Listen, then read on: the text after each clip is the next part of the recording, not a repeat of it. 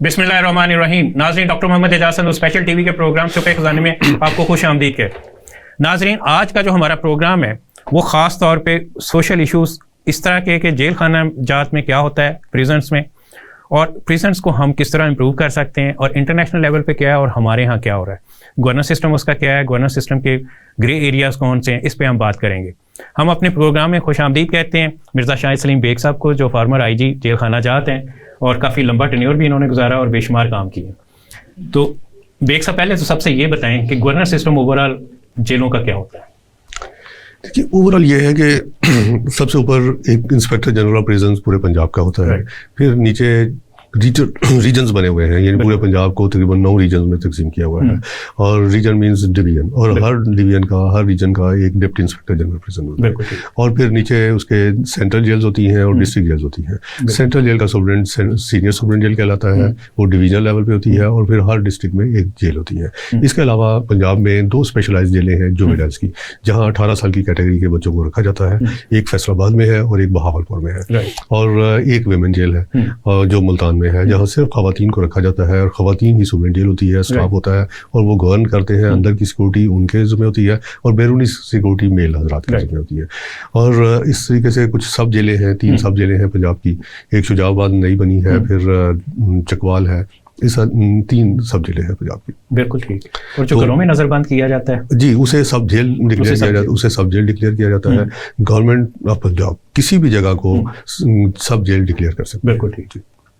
अच्छा, इस governance system को overall of course IG monitor कर रहा होता है, IG उसको इम्प्लीमेंट कर रहा होता है। तो बीइंग IG जेल खाना जात, आपको क्या प्रॉब्लम फेस करते हैं? मल्टीपल प्रॉब्लम होती हैं। देखिए, माशरे के, मैं तो ये कहूँगा, एक तरफ तो मैं कहूँगा मजलूम, एक तरफ मैं कहूँगा क्रिमिनल। ये तबके दोनों ही जेलों में मौजूद होते हैं, और प्रोफेशनल क्रिमिनल होते हैं, हादसाती तौर पे क्राइम हो गया है वो लोग आते हैं, और जेल जो सी है वहाँ मल्टीपल तरह के लोग होते हैं, पढ़े लिखे भी होते हैं, पॉलिटिकल भी होते हैं। तो आपको जेल की दुनिया भी बाहर की दुनिया की तरह एक मिला जुला मुआशरा नजर आता है, जहां आपको इलेक्ट्रिशियन भी मिलेगा, तरखान भी मिलेगा, कंप्यूटर पढ़ा लिखा भी मिलेगा, PhD भी मिलेगा, स्टूडेंट भी मिलेगा, हाफिज़ कुरान भी मिलेगा। सो जेल जो सा है वो एक मल्टी डायमेंशनल जगह है, और उसे जब आप गवर्न करते हैं तो बेशुमार प्रॉब्लम आती है। मसलन उनकी हाउसकीपिंग, उनकी सोने की जगह, उनकी फैसिलिटीज़, इलेक्ट्रिशियन, और खाना किस तरह देना है। अब देखें, कहीं शादी हो तो 100 बंदे की बारात हो तो आपको कितने ही दिन इंतजाम करना पड़ता है, और एक जेल में, जैसे डाला जेल है, 7000 प्रिजनर्स है, और 7000 का 3 दफ़ा खाना पकाना है। तो इसी हिसाब से फिर बड़ा किचन भी होता है जहाँ खाना पकाया जाता है। जो चीज़ें हम खरीदते हैं, मसलन दालें हैं, सब्जियां हैं, गोश्त है, उन सब की लैब होती है। हम घर के लिए जो चीज़ खरीदते हैं उसकी तो शायद लैब नहीं करवाते, लेकिन जेल में जो सा है हर चीज़ की लेबॉर्ट्री होती है, केयरफुल रहना पड़ता है। एक तो इंसानी जाने हैं, दूसरा स्कैंडलाइज भी हो जाते हैं, और तीसरा मिस अप्रोप्रिएशन का या अंडरहैंड डील का खतरा भी होता है, जिसकी वजह से तमाम प्रोटेक्टिव मेजर्स अपने जाते हैं।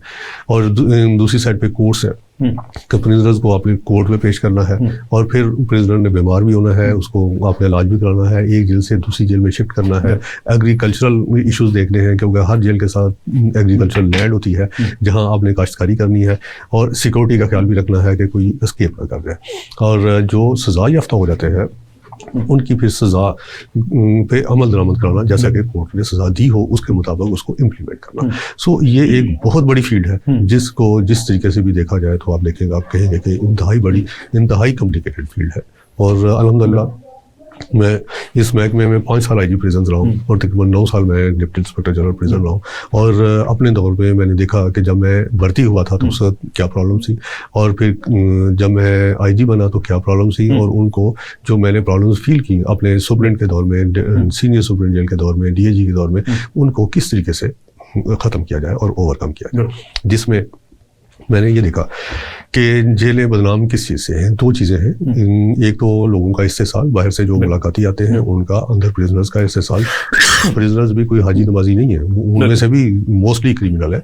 और ब्लैकमेलर्स भी होते हैं। जी बिल्कुल, हाँ। और कई बेचारे मुआशरे के हालात तो वाक़यात के सिताए होते हैं, लेकिन उनकी केयर करना, कस्टडी करना, कंट्रोल में रखना, ये सारा एक चीज़ है। तो जो प्रिजनर्स हैं उनका इससे साल इस वजह से जेलें बदनाम थी। और तीसरा, नारकोटिक्स जेलों में यूज़ होती है। फिर जेल स्टाफ के बारे में कंप्लेंट्स आती है कि तशद्दुद करता है तो और खाना ठीक नहीं मिलता। सो मैंने ये फैसला किया कि ये तमाम चीज़ें जो सी हैं ये हम इंसानी दस्तरस से निकाल दें। बचने का एक ही तरीका है कि इंसान की डिस्क्रिप्शन निकाल दें, क्योंकि इंसान अच्छे भी हैं, बुरे भी हैं। जब आप सिस्टम ऐसा दे देंगे कि कोई राइट लेफ्ट ना हो सके, उन्हें सीधे नाक की सीध पे चलना पड़े, और जैसे ही वो राइट लेफ्ट पे हों, कॉग्निजेंस हो, स्ट्रिक्ट एहतसाब हो, तो मैंने ये तमाम पॉलिसी जो सी हैं मुख्तलिफ तरीके से इम्प्लीमेंट की और अल्हम्दुलिल्लाह कामयाब रहा। और इस वक्त आप कहीं से भी रिपोर्ट लेके देखें, आप देखेंगे कि Punjab prisons has been reshaped. Now this is a new department, और ये बिल्कुल मुआशरा जिस तरफ जा रहा है, कंप्यूटर टेक्नोलॉजी की तरफ, सॉफ्टवेयर की तरफ, सेंट्रलाइजेशन की तरफ, कैमरे लगे हुए हैं, और monitoring and control system, complete mechanism system. तो ये हर चीज़ जो सी है हमने अल्हम्दुलिल्लाह की, और ये 5 साल में हमने उसे इम्प्लीमेंट किया। बिल्कुल। पंजाब में पहले तो 2 जेल बहुत मशहूर होती थी, अब एक तीसरी का नाम भी आ गया हुआ है। अडियाला के आपने जिक्र किया, कोट लखपत, और तीसरी अब अटक है। इन तीनों की शोहरत की वजह पॉलिटिकल। जी मैं अर्ज़ करता हूँ। जो सेंट्रल जेल लाहौर है, उर्फ़ आम ऐसे कोट लखपत जेल कहते हैं, क्योंकि कोट लखपत बेसिकली उस एरिया का नाम है। दैट इज़ इंडस्ट्रियल जोन, और वहाँ ये वाक़या है। और चूँकि बड़ा शहर है और बड़ी जेल है, और वहाँ बेशुमार पॉलिटिकल लोग मकीद रहे, इस वजह से वो मशहूर है। टेररिस्ट भी हैं, आम कैदी भी हैं, पूरे ये जो पंजाब का एरिया है, Gujranwala division, Sialkot division, Gujarat division, सबको वो कैटर करती है। इधर से साहिवाल तक भी कैटर करती थी, और लाहौर, शेखुपुरा, कसूर, बजाते खुद बहुत बड़ा एरिया है। सो कोट लखपत जेल तो इस वजह से मशहूर है। और दीकर अडियाला जेल उनसी है, वो इसलिए कि वहाँ इंटरनेशनल कैदी होते हैं। पाकिस्तान के सबसे बड़ी और सबसे ज़्यादा पॉपुलस जेल है, वहाँ 7,000 से ज़्यादा प्रिजनर्स हैं, और तकरीबन 2,000 या 2,200 प्रिजनर रखने की गुंजाइश है। वहाँ अनलकीली इस्लामाबाद की अपनी जेल नहीं है, इस्लामाबाद के तमाम कैदी उधर होते हैं, तमाम हवालाती उधर होते हैं। रावलपिंडी बजाते खुद एक बहुत बड़ा ज़िला है, और या डिवीज़न है, तमाम उसके कैदी उधर होते हैं। तो वो बहुत ज़्यादा ओवर पॉपुलेटेड हो गई है, जिसकी वजह से वहाँ प्रॉब्लम्स भी आती हैं मैनेजमेंट की। इसके अलावा वहाँ इंटरनेशनल कैदी हैं, वहाँ पॉलिटिकल कैदी आते हैं, सेंसिटिव नेचर के कैदी आते हैं, और जब से वो जेल बनी है वो खबरों में रहती है, तो इसलिए वो मशहूर है। अटक बेसिकली अटक मशहूर नहीं है। अटक में वहाँ अटक कला है। जब कभी किसी कैदी को कले में रखा जाता है तो मशहूर ये होता है कि अटक में रखा गया। तो अटक वो जेल उर्फ़ आम में लोग रहते हैं, लेकिन वो जनरली बहुत पहले की मैं बात करता हूँ तो वो अटक कले में रखे जाते थे कैदी। लेकिन माजी करीब में यस अडियाला जेल में, उधर अटक जेल में रखे गए चंद एक कैदी जिनसे है आपके इल्म में है कौन से माजी करीब में रखे गए, जिसकी वजह से पिछले ज़माने में स्पेशली अगर हम बादशाहों का ज़माना देखें, मुगल जैसे थे, तो जितने भी किले थे उनकी बेसमेंट में कैद खाने बनाए गए। जी वहाँ अटक फोर्ट की वजह से वो मशहूर है। लेकिन चूंकि किसी को कैद किया जाता है और लोग यही समझते हैं कि अटक जेल जो सी है वो बड़ी मशहूर है और बहुत सख्त जेल है, जबकि वो आम सी जेल है, छोटी जेल है। राइट। साउथ पंजाब टेररिस्ट के पॉइंट ऑफ व्यू से काफ़ी खबरों में आता रहा है पिछले 15 साल में ख़ास तौर पे। तो साउथ पंजाब के ये जो टेररिस्ट होते थे इनको कहाँ रखा जाता? ये टेररिज्म नया फिनोमेना था, गालबन ये 80s में ज़्यादा तेज़ी से पनपना, उस सेक्टेरियनिज्म था और सेक्टेरियंस को आम जेलों में रखा जाता था। चूँकि नया इशू था और फिर आस्ता आस्ता फील किया गया कि इनको दूसरे कैदियों से अलग रखना है, क्योंकि इनकी मैनेजमेंट एक मुश्किल काम है और बेशुमार जेल स्टाफ थे, पुलिस वाले थे जिन पे अटैक भी हुए, जो शहीद भी हुए। तो आस्ता आस्ता एक सोच डेवलप हुई कि इनके लिए अलग जेलें बनाई जाए। तो central jail Multan, central jail Lahore, central jail Faisalabad और सेंट्रल जेल रावलपिंडी के साथ एक नई जेलें बनाई गई जिनको हम हाई सिक्योरिटी बैरक्स कहते हैं। और वो इन्हीं सुप्रीम जेलों के अंडर थी, लेकिन उनका निज़ाम इंटायरली डिफरेंट था, जहाँ सिक्योरिटी कैमरेस, जैमर्स और बड़ा अलर्ट एलीट ट्रेंड स्टाफ हम लगाते थे। तो ये गालबन 2004 में बननी शुरू हुई और फिर कोई 2008 में कंप्लीट हुई, 2009 में हुई। और जब ये बन गई तो फिर टेररिज्म ने एक नई शेप ले ली जिसके बाद ये फील किया गया कि ये हाई सिक्योरिटी जो बैरिक्स है ये भी सफिशिएंट नहीं है। तो उसके बाद 2 जेलें मार्जे वजूद में आई, और वो थी एक हाई सिक्योरिटी प्रिजन साहिवाल और एक हाई सिक्योरिटी प्रिजन मियाँ वाली जो सी है, ये 2 नहीं बनाएगी। हाई सिक्योरिटी प्रिजन साहिवाल चल रही है गलबन 2014 से, और जो हाई सिक्योरिटी मियाँ वाली है उसकी चूंकि इतनी ज़रूरत नहीं थी, लिहाजा पेस स्लो रही, वो अभी मुकम्मल हुई है और तकरीबन 1.5 साल से वो भी फंक्शनल है। अच्छा, जिन दिनों बहुत ज़्यादा सुसाइड बम्बिंग हो रही थी उस वक्त, अगर हम लाहौर को लें तो लाहौर में 2 जगह जो अटैक, बल्कि 3 अटैक मैं कहूँगा इंपॉर्टेंट थे। एक FIA का, एक ISI के सेंटर पे हुआ था, और अगेन पुलिस का एक क्या कहलाता वो एरिया रिंग रोड के पास, उस पर अटैक हुआ था। तो उस वक्त ये कहा जाता था, मनामा पे अटैक हुआ, उस वक्त ये कहा जाता था कि इन तीनों जगह पे टेररिस्ट कैद थे और उनके ऊपर मतलब इन्वेस्टिगेशन प्रोसेस में थे, और वो बड़े हाई टारगेटेड थे, तो इसलिए उनके ऊपर सुसाइड बम्बिंग हुई थी। तो जेल भी कभी टारगेट में रही है? जेलें कभी भी टारगेट नहीं किया गया किसी ने भी, क्योंकि जेलें सॉफ्ट टारगेट नहीं है, हार्ड टारगेट है। और जेलों का सिक्योरिटी का निज़ाम बड़ा मजबूत निज़ाम होता है, और इनके टॉपर्स होते हैं, हर वक्त रेडी बैठे होते हैं। तो चूंकि मुकाबले का खदशा होता है, तो लिहाजा शायद इसलिए जेलों पे अटैक अभी तक तो नहीं हुआ, और मुझे उम्मीद है कि कभी नहीं होगा। दुनिया भर में बड़ी कम एग्जांपल्स हैं कि जेलों पे अटैक हुआ। मेरे ख्याल कराची में हुआ था। जेल पे नहीं, जेल के बाहर जो है बाहर होते हैं। हाँ। जी, जेल पे एज इटसेल्फ पंजाब में कोई ऐसी एग्जांपल नहीं है। पंजाब में वाकई कोई नहीं था। लेकिन सिक्योरिटी सिस्टम के पॉइंट ऑफ व्यू से जो आपने बात की, तो जेल में क्या सिक्योरिटी सिस्टम इम्प्लीमेंटेड था, या उसको आपने इम्प्रूव कैसे फिर फर्दर किया? देखिए, बहुत पहले तो सारा मैनुअल था। जिस तरह आम अदारे हैं, आम घर हैं, आम सिक्योरिटी है, तो उसी तरीके से था जैसे सदियों का निज़ाम पुराना आ रहा था।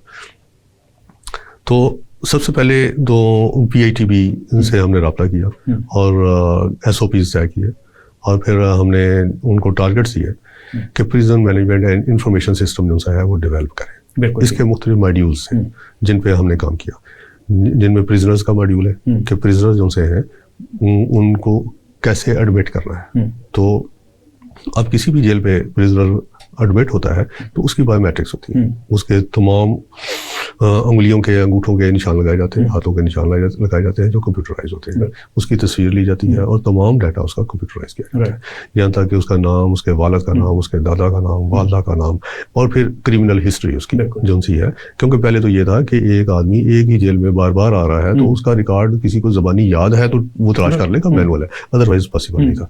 और हमने सारा प्रिजनर्स का रिकॉर्ड जो सा है वो कंप्यूटराइज किया है। आप चाहे अटक में हो, चाहे रहीमियार में हो, चाहे लाहौर में हो, आप 1 क्लिक पे देख सकते हैं कि कौन सा प्रिजनर कौन सी जेल में है और कौन से क्राइम में है और कब से है, कितनी मरतबा वो कोर्ट में पेश हुआ है, कितनी मरतबा वो कोर्ट में नहीं पेश हुआ, कौन से जज साहब के पास जा रहा है, और उसको सज़ा हुई है या नहीं हुई, और सज़ा हुई है तो उसकी रिमिशन कितनी है और कब वो रहा होगा, और उसका हेल्थ प्रोफाइल क्या है जब वो जेल के अंदर एंटर हुआ, तो उसकी सेहत कैसी थी, और उसको कोई बीमारी थी या नहीं थी, और जेल के अंदर आके बीमार हुआ तो उसकी ट्रीटमेंट क्या हुई, और each and everything has been computerised. और इसके बाद जब वो कोर्ट में पेश होता है हर 14 दिन के बाद, तो उसका बायोमेट्रिक होता है। बायोमेट्रिक के बाद वो जेल कोर्ट में जाता है और वापस आके फिर बायोमेट्रिक होता है। तो आप सिर्फ लाहौर बैठ के ये देख सकते हैं कि आज पूरे पंजाब में कितने प्रिजनर्स कौन कौन सी कोर्ट्स में गए हैं और फिर वो वापस कितने कितने बने गए हैं। अगर कोई प्रिजनर एक से दूसरी जेल में शिफ्ट हो रहा है तो वो भी यहाँ रिफ्लेक्ट होता है कि वो यहाँ से आउट हो गया है और अगली जेल में पहुंचा है या नहीं पहुंचा। तो each and everything has been computerised. दूसरी साइड में हमने जो स्टाफ है उनका सारा डाटा विद पिक्चर्स, उनका सर्विस रिकॉर्ड, उनकी पनिशमेंट्स, उनके अवार्ड्स, रिवार्ड्स, हर चीज़ उनसी है वो हमने कंप्यूटराइज की है कि वो कहाँ ट्रांसफ़र हुआ, किस तारीख को हुआ, उसका हेल्थ प्रोफाइल क्या है और छुट्टियाँ कितनी काटी, ये सारा हमने कंप्यूटराइज कर दिया है। फिर जो डाइटरी आर्टिकल्स हैं गोदाम में जेल के, वो भी कंप्यूटराइज है। आप यहाँ बैठ के देख सकते हैं कि फलां जेल के अंदर कितना सामान पड़ा हुआ है, और यानी वो आपके पास पूरी लिस्ट आ जाएगी। बिल्कुल। अब ये चीज़ तो होगी लेकिन अगर मिसयूज किसी भी लेवल पे मैं अर्ज कर रहा हूँ, ये तो चीज़ें होगी जो आपके कंप्यूटर पे आ रही हैं, ठीक है। अब यस, जो आप कहने लगे थे वही शायद मैं भी कहने लगा था कि अब हम देखते हैं कि जी कंप्यूटर में तो एक पूरी चीनी की शो हो रही है गुलाब में पड़ी, लेकिन प्रैक्टिकली वहाँ नहीं पड़ी, ठीक है। अच्छा, ठीक हो गया। अच्छा, एक तो हमारा मैनुअल सिस्टम बड़ा अच्छा है कि जितने डीएजी साहबान हैं वो विजिट करते रहते हैं, उनकी ज्यूरिसडिक्शन में 5-5, 6-6 जेलें आती हैं, और जेलों का सिस्टम इतना मजबूत निज़ाम है कि ये हो नहीं सकता कि अंदर चीज़ ना पड़ी हो और वो रिकॉर्ड में शो, ठीक है। हाँ, थोड़ी बहुत ऊपर नीचे हो सकती है, तो उसका भी थोड़ा हमने ये किया है कि हर जेल के अंदर कैमरे लगा दिए हैं। एक एक जेल में तकरीबन 150-150 कैमरे लगे हुए हैं, और गोदाम में भी कैमरे हैं, किचन में भी कैमरे हैं, एंट्री पॉइंट पे कैमरे हैं, एग्जिट पॉइंट पे कैमरे हैं, बैरक्स के अंदर हैं, सेंट्रल टावर पे कैमरे हैं, और फिर सेंट्रल टावर के ऊपर डूम कैमरे लगे हुए हैं जिनका कंट्रोल आईजी ऑफिस के पास है। और हर कैमरा जो सा है लाइव कैमरा है, और उसकी रिकॉर्डिंग हो रही है 35 to 45 डेज। अगर कहीं गलती हो भी गई है, कहीं कोई मसला है, तो आप वो पुरानी रिकॉर्डिंग निकाल के देख सकते हैं। यही वजह है कि आप देखें कि पिछले 5-6 साल से या कई सालों से आपको जेलों के हालात अच्छे नज़र आते हैं, और कोई मिस रिपोर्टिंग नहीं होती कि फ़लाँ जगह पे खाना ठीक नहीं था, फ़लाँ जगह पे ये हो गया वो हो गया, क्योंकि हर चीज़ उनसे है लाइव मॉनिटर की जा रही है। अब ये अंदाज़ा लगा लें कि अब यहाँ बैठ के आप देख सकते हैं कि अडयाला जेल या अटक जेल या रावलपिंडी जेल में फलां बंदा आ रहा था, तो वो फलां को मिला क्यों है? हमारा फलां स्टाफ था, उसने फलां से पैसे पकड़े हैं, और कितने का नोट पकड़ा है, वो नोट 100 रुपए का है या 500 रुपए का है। यहाँ बैठ के आप देख सकते हैं, ठीक है। तो कैदी जो से हैं, बैरक्स ओवरलोडेड है, ओवरक्राउडेड है या नहीं है, तो ये हर चीज़ लाइव मॉनिटर है, और जिसकी वजह से ये तमाम चीज़ें जो सी हैं कम। और फिर कैदी जो से हैं या प्रिजनर्स, इनकी मुलाकातें आती थी, दूर से आती थी। फिर हमने ये सोचा कि हम जेलों के अंदर पीसीओ क्यों लगा दें, तो पीसीओ लगा दिए गए, और अब हर जेल के अंदर, पंजाब की जेल के अंदर पीसीओ लगे हुए हैं, और तमाम पीसीओ सॉफ्टवेयर बेसिस है। ये नहीं है कि फ़ोन पकड़े और कर रहे, ऐसा नहीं है। प्रिजनर जब एंटर होता है जेल के अंदर, तो वो 5 नंबर देता है, उसको अलाउ है 5 नंबर अपने रिलेटिव्स के, अपने बाप का, माँ का, बीवी का, अपने वकील का, अपने दोस्त का, वो दे सकता है नंबर। ब्रेक का टाइम हो गया, तो ब्रेक के बाद इस पे आके हम डिटेल में डिस्कशन करते हैं कि कैमरों का इफेक्टिव यूटिलाइजेशन क्या हो सकता है, वीडियो एनालिटिक्स क्या है, तो इस पे हम बात करेंगे। जी नाज़रीन, ब्रेक का टाइम हो गया, और ब्रेक के बाद आके प्रोग्राम का यहीं से आगाज करेंगे, मौजूद रहिएगा। Welcome back. जी बेग साहब, आप बता रहे थे कि पीसीओ आपने बनाए, और 4 या 5 नंबर्स, 5 नंबर्स वो प्रिजनर दे सकता है, और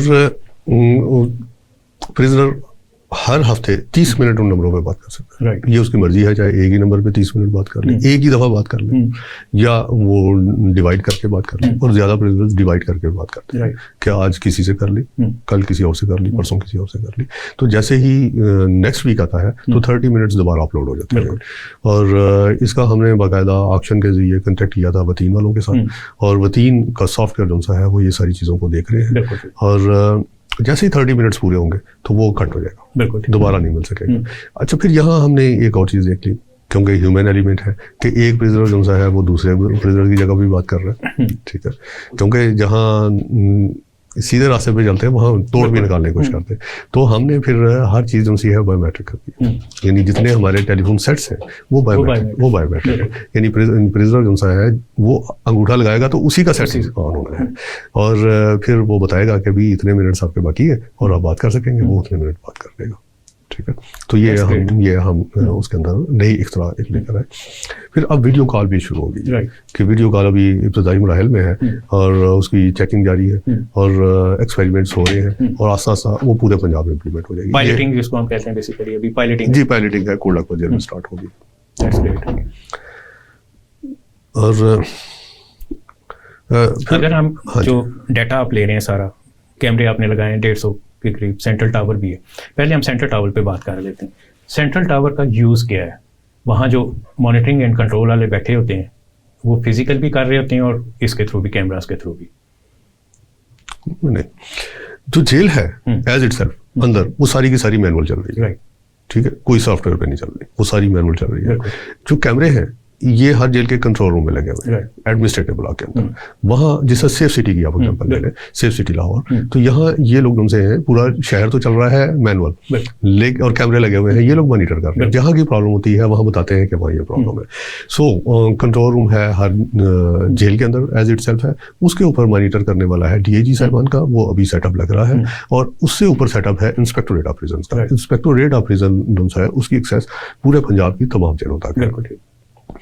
और यहाँ तक एक्सेस है कि नाइट विजन कैमरे जो से हमारे लगे हुए हैं, तो जो IG ऑफिस वाले हैं ये नाइट विजन कैमरे के जरिए भी रात को देख सकते हैं। और फिर डूम कैमरे हैं कि ये घुमा के भी देख सकते हैं 180 डिग्री पे कि जी फलां जगह पे क्या हो रहा है। तो ये 24/7 हर वक्त दिन रात कंट्रोल रूम वाले चेक करते रहते हैं कि जेलें जो सी है वो ठीक चल रही हैं या नहीं चल रही, कहीं गन तो नहीं पड़ा हुआ, खाना ठीक पक रहा है या नहीं पक रहा, ड्यूटी में मुलाकात जो सी है ज़्यादा लोग तो नहीं आ रहे, कोई इलीगल मुलाकातें तो नहीं हो रही। आज रात को सुप्रीन साहब ने राउंड किया था या नहीं था किया, डिप्टी सुप्रीन साहब ने राउंड किया था या नहीं था किया, स्टाफ जो है वो ड्यूटी पे जा रहा था तो वो ठीक टाइम पे गया कि नहीं, और जब जा रहा था तो उसकी सर्च हुई कि नहीं हुई। तो ये ओवरऑल सुपरविजन है। तो कंट्रोल रूम्स का काम है कि ओवरऑल सुपरविजन करना, उनको मॉनिटर करना और जहाँ जहाँ गलती होगी फौरी तौर पे बताना। अब ये सारी चीज़ें तो मैंने बता दी आपको। इसके बावजूद हम कह सकते हैं कि जी वहाँ जेल के अंदर ग्रे एरियाज होंगे जहाँ कैमरे की एक्सेस नहीं होगी, जहाँ किसी स्टाफ ने किसी से ज्यादती कर दी है या प्रिजनर है उसकी रहाई बनती थी, रहाई नहीं करेंगे, ये चीज़ें तो कैमरे के अंदर नहीं करेंगे। ठीक है, तो इसका तोड़ हमने ये किया, हमने कंप्लीट मैकेनिज्म बड़ा मजबूत कर दिया। बिल्कुल ठीक। जितने PCOs हैं उसके अंदर हमने कोड वर्ड डाल दिया, डिस्प्ले है कोड, ठीक है। और प्रिजनर ने बगैर किसी को बताए हुए, और that is a free of cost, और हर प्रिजनर की एक्सेस है उस तक। उधर किसी बायोमेट्रिक की जरूरत नहीं है, किसी पैसों की जरूरत नहीं है, उसने जस्ट कोड देखना है, वो कोड डायल करना है, साथ स्टाफ खड़ा होगा तो उसे भी नहीं पता चलेगा कि इसने क्या किया। बिल्कुल।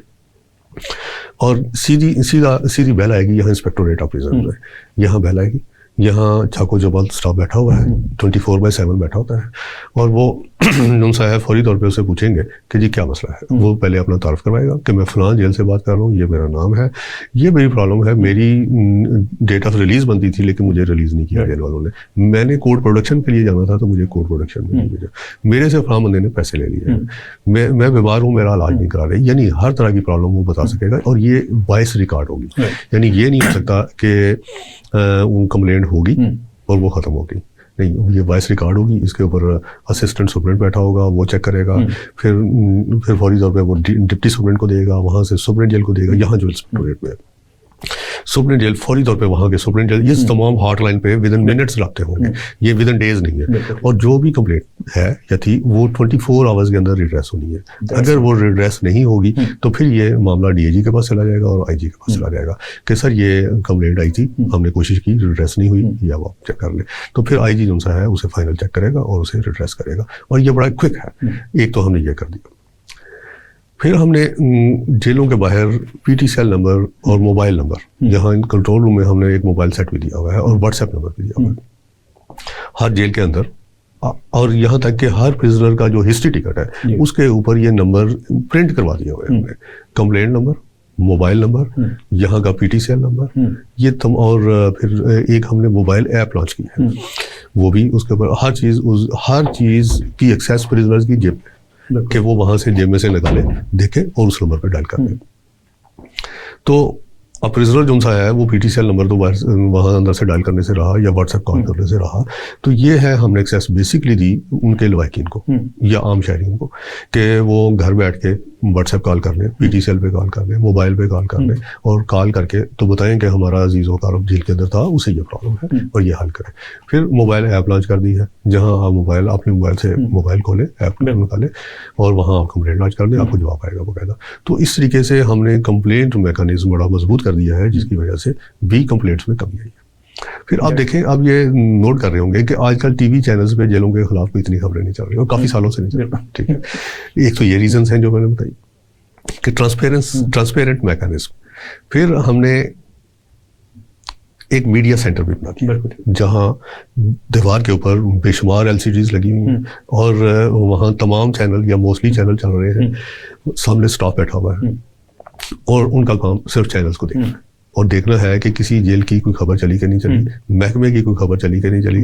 जैसी खबर चलेगी वो सॉफ्टवेयर के जरिए ऑटो डाउनलोड होगी, कट होगी, फौरी तौर पे मुतलका जेल को चली जाएगी, डीएजी को चली जाएगी, सुप्रीम जेल को, आईजी को, कि ये सर फलां टीवी चैनल पे ये खबर चल रही है अभी, यानी क्विक लाइव, ठीक है जी। और फौरी तौर पे उसे एड्रेस किया जाएगा, फिर टीवी चैनल को बताया जाएगा कि ये आपने खबर चलाई थी, ये गलत थी, तो आप इसे उतार दें, हमने चेक कर दी थी, या ये सही है तो हाँ ये मामला रिड्रेस हो गया है, या रिड्रेस हो रहा है, हम इसको लुक आफ्टर कर रहे हैं, इंक्वायरी कर रहे हैं। सो ट्रांसपेरेंट निज़ाम की वजह से काफ़ी जुनसी है बेहतरी हुई। इसके अलावा मैंने एक बात की थी शुरू में कि मुलाकातों का निज़ाम, और फिर तमाम इस्तेसाल या खराबियों की जड़ क्या है, पैसा।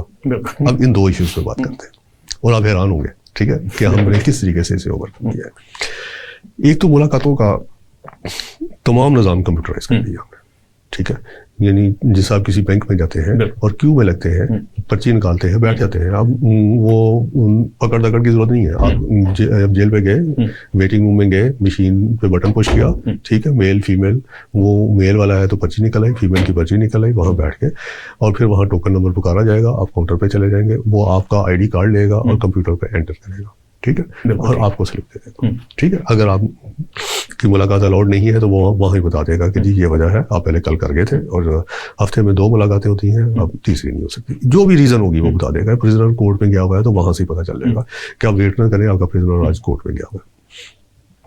यहाँ से वो क्लियर हो गए, फिर आगे जाएगा, अगर उसने सामान देना है, वहाँ ये इतला आ गई होगी कि इस बंदे की मुलाकात अप्रूव्ड है, वो वहाँ सामान जमा कराएगा, और वहाँ जो स्टाफ बैठा हुआ है वो कंप्यूटर में तमाम सामान एंटर करेगा कि ये सामान लेके आया, 2 रोटियाँ थी, सालन था, फलां चीज़ थी, सेब थे, किन्नो थे, या एनीथिंग, बिस्कुट थे, जो भी है, जो भी वो लेके आया ना, जो अलाउड चीज़ें हैं, तो वो एंटर करेगा, ये उसको पर्ची देगा, ठीक हो गया।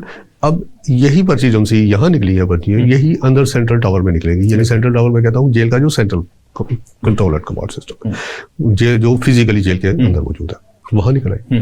वहाँ से उनको पता चलेगा कि फलां प्रिजनर की मुलाकात आई है, उसका ये सामान आया हुआ है, वो उसे बुलाएगा, बुला के उसे पर्ची देगा कि भाई ये जाके आप मुलाकात कर रहे हैं। वो जाके बैच में अपनी मुलाकात कर लेगा, और जो सामान बाहर से आएगा लगेज उसे चेक कर लेगा कि जी जो मेरे पास अंदर पर्ची निकली थी, जो बाहर से आई है, ये मैच कर रही है, अगर मैच कर रही है तो देन ओके, अदरवाइज वो कंप्लेंट लॉन्च करेगा, ठीक है, बिल्कुल ठीक। फिर लेकिन खाने पीने का जो सामान आया तो वो सिक्योरिटी रिस्क भी होता है ना उसमें, वो सिक्योरिटी रिस्क का वो रिलेटिव्स देते हैं, किसी और से नहीं देते, यानी मुलाकात जो करने आया है वो डेफिनेटली उसका रिलेटिव ही है। और ऐसे प्रिजनर जो सेंसिटिव नेचर के होते हैं, उनकी तो किसी भी सूरत में अलाउ करते ही नहीं, वो खुद भी प्रिजनर नहीं लेता, एक्सेप्ट नहीं करता, जेल वाले जो से हैं एडमिनिस्ट्रेशन, वो भी अलाउ नहीं करती, वो खास ख्याल रखते हैं कि इसके खाने का कोई इशू ना बने, और बड़ा एक्स्ट्रा कॉन्शियस होते हैं। यही वजह है कि अल्हम्दुलिल्लाह जेल में आज तक कोई ऐसा इशू नहीं बना। बिल्कुल ठीक, क्योंकि पिछले जब इमरान खान को भेजा गया डयाला और उससे पहले अटक, तो उसमें भी काफ़ी शोर मचा था कि उसको घर का खाना नहीं दिया जा रहा। यस, गुरेज करते हैं जेल, अगर घर का आएगा भी तो वो एक आदमी नॉमिनेटेड होगा जो लेके आएगा, और वो फिर वहाँ साइन करेगा, उसकी वीडियो बनेगी और वो फिर खाना देगा, ताकि अल्लाह ना करे अगर कोई बात होती है तो पता हो कि ये बंदा लेके आया और इसको नॉमिनेट अंदर प्रिजनर ने किया था कि मेरा सामान लेके आना। अच्छा, जो मॉनिटरिंग एंड कंट्रोल के सिस्टम की पूरी आपने कैमरे लगाए, वो सारी बातें आपने की, उसमें एक चीज़ जो मेरे हिसाब से फर्दर हो सकती है वो आर्टिफिशियल इंटेलिजेंस की इम्प्लीमेंटेशन है। हाँ जी, ये काफ़ी चीज़ें ऑटोमेटिकली उससे हो जाए, दुरुस्त कर रहे हैं। और एक जो हमने लेटेस्ट निज़ाम दिया है वो भी सुन के आपको खुशी होगी और हैरत भी होगी, ये है कि जेलों के अंदर पैसा ना हो, जेल के अंदर पैसा ही ना हो, ताकि ये जो करप्शन का एलिगेशन लगता है ये सिरे से ही खत्म हो जाए। तो क्या कोई ऐसा तरीकाकार है? तो अल्हम्दुलिल्लाह हमने सोचा, मेरी टीम ने भी सोचा, और हम एक नतीजे पे पहुंचे कि यस इट इज़ पॉसिबल। हमने PITB से रब्ता किया, और सबसे पहले तो अपनी जेलें हमने कंट्रोल वो सॉफ्टवेयर लेके आए हुए थे। अब PITB से रब्ता किया, उनको कहा कि हमें एक सॉफ्टवेयर चाहिए जो इंटरलिंक करे जेलों के निज़ाम को किसी बैंक के निज़ाम से। बिल्कुल ठीक है।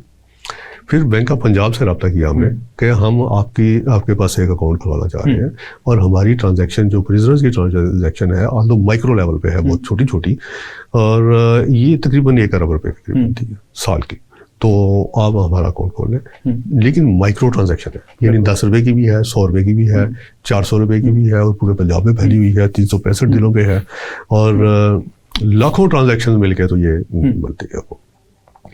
तमाम बैंकों को हमने बुलाया, जितने भी कमर्शियल बैंक हैं। अमाउंट देख के तो वो खुश होते थे, जब वो देखते थे कि ये बिल्कुल ही माइक्रो ट्रांजैक्शन है, वो कहते थे कि नहीं हमारे अखराजात बढ़ जाएंगे। तो I am thankful to chairman, हाँ I am thankful to chairman bank of Punjab, उन्होंने एग्री किया, और जफर मसूद साहब ने। और मीनवाइल फिर वैलेट अकाउंट का भी कंसेप्ट आ गया। हमने बैंक ऑफ पंजाब में वैलेट अकाउंट करवाया, ठीक है। और वैलेट अकाउंट में यह है कि लाखों लोगों का अकाउंट एक वैलेट में कर सकते हैं, ठीक है। वो एक नया कंसेप्ट आया था, उसको हमने वो भी सेंट्रलाइज हो गया जी। अच्छा, अब हमने इंटरलिंक कर दिया जेलों का निज़ाम और बैंक ऑफ पंजाब का निज़ाम, और फिर कंट्री से सवाल आता था। अब नाउ यूटिलिटी स्टोर्स, ठीक है। ये आप जरा देखिएगा, बड़ा जबरदस्त एक कंसेप्ट था और जबरदस्त तरीके से इम्प्लीमेंट हुआ। अब लवाकिन जो उनसे है लोगों के, प्रिजनर्स के, वो जाते हैं बैंक ऑफ पंजाब में, जेल में नहीं जाते। बैंक ऑफ पंजाब की नियरेस्ट ब्रांच में जाके वो पैसे जमा करेंगे, और वो डिस्प्ले होंगे जेल के सॉफ्टवेयर पे, जस्ट डिस्प्ले होंगे। और प्रिजनर को एक पर्ची दे दी जाएगी कि आपके फलां बंदे ने 10,000 रुपया जमा करा दिया, ठीक है। अब प्रिजनर के पास सिर्फ पर्ची है, पैसा नहीं है, और वो निकलवा भी नहीं सकता।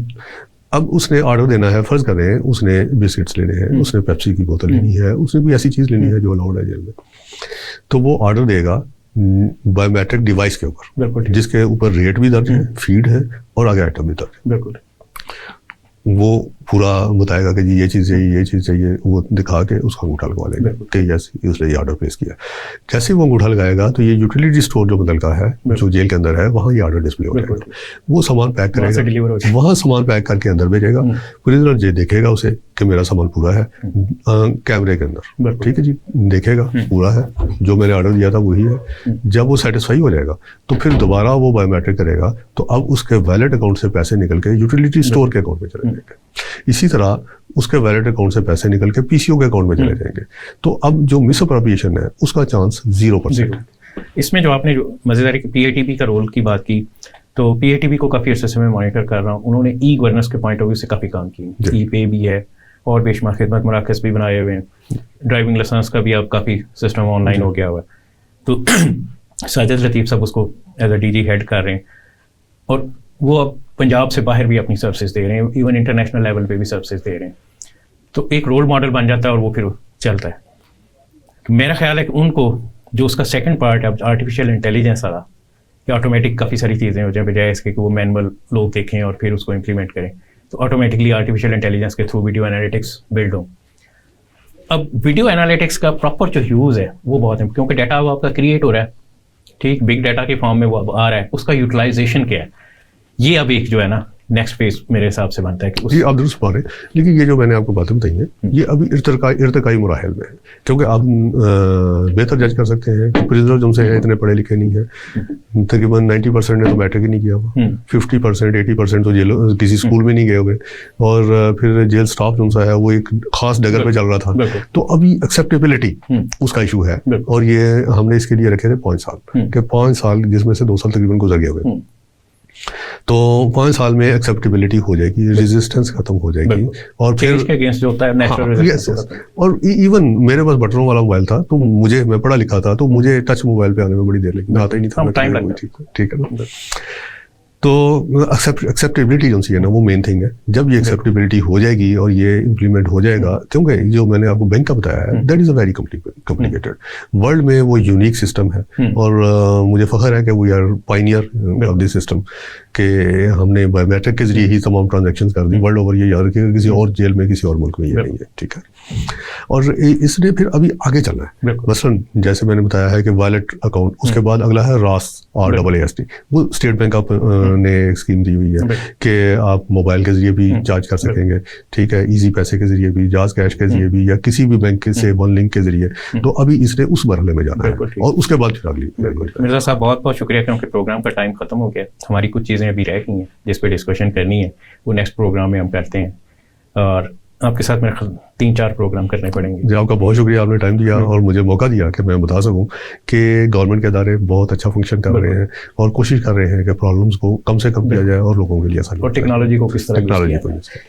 तो नेक्स्ट प्रोग्राम जो है उसकी अभी से हम अनाउंसमेंट कर देते हैं, वो जेल में फलाही काम कैसे हो रहे हैं और प्रिजनर्स को किस तरह जो है ना ट्रेनिंग्स मुख्तलिफ दी जा रही हैं और साइकोलॉजिकल यूज़ कैसे होता है, इस पे हम बात करें जी इंशाल्लाह। ये बताते खुद एक बहुत बड़ा और अहम टॉपिक है और वही ना, इसलिए और मैं आपको बताऊँ अल्हम्दुलिल्लाह हमने इसमें बड़ा काम किया है। जब इस पे एक्सक्लूसिव प्रोग्राम आएगा तो फिर पूरी डिटेल में बात करेंगे। थैंक यू, शुक्रिया आपका आने का। नाजरीन, प्रोग्राम का वक्त ख़त्म हो रहा है। एंड पे सिर्फ मैं एक बात करूँगा कि अगर विल हो तो सारा कुछ हो जाता है। आपकी लीडरशिप इंपॉर्टेंट होती है, लीडरशिप में विजन हो तो वो चीज़ें इंप्लीमेंट हो जाती हैं और टेक्नोलॉजी के थ्रू काफ़ी सारी चीज़ें ना सिर्फ सिंपली इंप्लीमेंट हो जाती हैं, ट्रांसपेरेंसी भी आ जाती है। तो उसमें फिर किसी को कोई शिकायत का मौका नहीं मिलता। हमें ओवरऑल गवर्नेंस सिस्टम में ये ट्रांसपेरेंसी लेके आनी है और टेक्नोलॉजी को यूज़ करना। इसके साथ अपने मेज़बान डॉक्टर मोहम्मद एजाज संधू को इजाज़त दीजिए। अल्लाह हाफ़िज़।